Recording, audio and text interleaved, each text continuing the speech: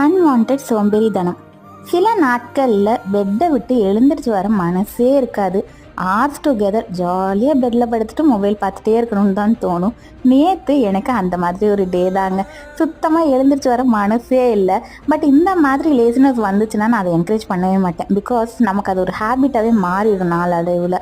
So என்னை நானே motivate பண்ணிப்பேன். லைக் எழுந்திரி அஞ்சலி, எழுந்திரி எழுந்திரி அஞ்சலி, எழுந்திரின்ற மாதிரி எழுந்திரி சாயின்னு நானே என்னை மோட்டிவேட் பண்ணி ஒர்க் பண்ண ஸ்டார்ட் பண்ணிவிடுவேன்.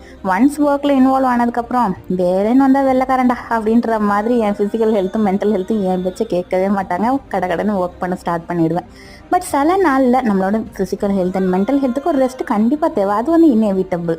ஸோ நம்ம எப்போவுமே இந்த லேசினஸ்க்கு மட்டும் ஒரு ஸ்பேஸ் கொடுத்துட்டோன்னு வைங்களேன், அப்போ தான் தேவையில்லாத நெகட்டிவ் தாட் வரும். தேவையில்லாமல் நம்ம உடல் ரீதியான நிறைய பிரச்சனைகளுமே வர ஸ்டார்ட் ஆகும். உங்களுக்கு இந்த மாதிரி அன்வான்ட் சோம்பேறித்தனம் எட்டி பார்ப்பாங்களான்னு கமெண்ட்டில் சொல்லுங்கள்.